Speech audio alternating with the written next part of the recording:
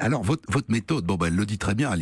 Au début, ça a énervé. D'ailleurs, ça peut encore énerver des gens aujourd'hui. Moi, parfois, je me dis quand même, là, Élise, ce type-là, je veux dire, il connaît pas le dossier. Vous arrivez avec un papier, il est PDG d'une multinationale. Oui. Ce dossier, précisément, il le connaît pas. Il est devant sa voiture. Ouais.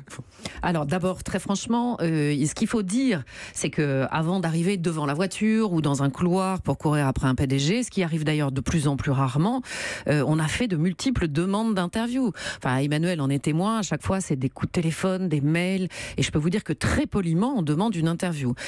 Moi, quand on a créé Cash avec Laurent Richard et Jean-Pierre Canet, il y avait vraiment quelque chose qui m'exaspérait, c'était ce côté les attachés de presse, les directeurs de com ou les communicants de crise choisissent si oui ou non un PDG va vous répondre ou un politique va vous répondre. Nous, on est désolé, au bout d'un an d'enquête, on a accumulé des documents souvent confidentiels et nos journalistes ont travaillé d'arrache-pied pour avoir ces documents. C'est un peu facile de botter en touche et de jouer la politique de la chaise vide. Donc après toutes ces demandes d'interviews répétées très poliment, si jamais on n'a pas de réponse, on va chercher la réponse. Mais j'allais dire au nom des téléspectateurs. C'est ces gens-là qu'on défend. C'est à un moment, nous, on est payés par la redevance pour faire des enquêtes et les faire le plus loin possible, pour aller chercher les réponses, donc on y va. Emmanuel Gagné. Oui, les personnes dont on va chercher les réponses savent parfaitement pourquoi on va les voir.